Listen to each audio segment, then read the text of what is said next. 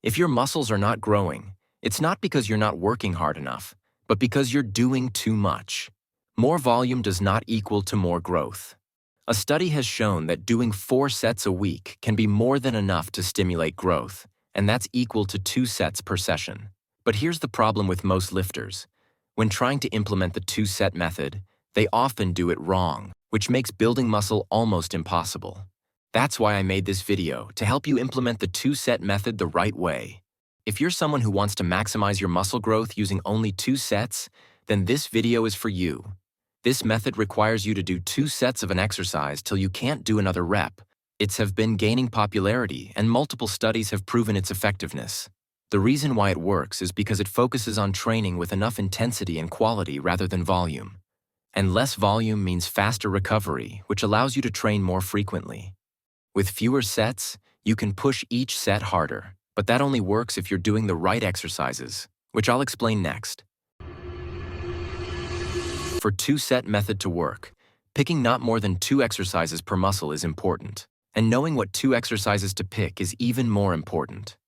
2 exercises are enough because any more exercises will ruin the whole less is more idea and will slow down your recovery.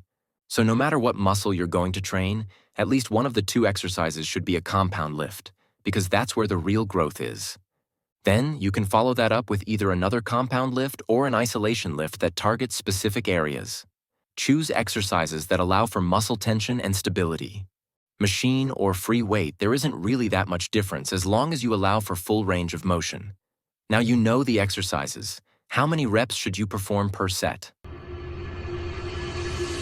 Before I talk about reps, it's important to know that before your 2 working sets, you should add warm-up sets, and that's at the very first of the workout, just to ensure you don't get injured. First warm up with body weight or low weight, then slightly increase till your working set. Do no more than 2 to 3 warm-up sets with low intensity. Now, since we are only doing 2 sets, your ideal rep range, especially for hypertrophy, should be not less than 8 reps, and preferably not more than 15 reps. Anything less than 8 reps would make this method ineffective. The weight should be challenging enough, and do each rep with full ROM and with full stretch. Avoid not controlling the rep, especially for muscle growth. After your first set, you rest 4 to 6 minutes, then do another set.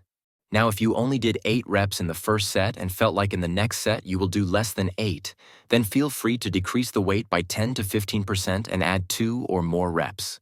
Now, before we move on to progressive overload, if you've been enjoying this and want to save time at the gym, I've put together full, real-time examples of how to use the 2-set method just like my other video, but this time for all muscle groups. Link in my description. I'll also be adding 1 to 2 new videos each month, plus 3 days early access to future uploads and many more. Just a simple way to support the channel and get even more value back. To overload the muscle, consider setting a rep goal. Each session, you try to add 1 more rep until you reach that goal.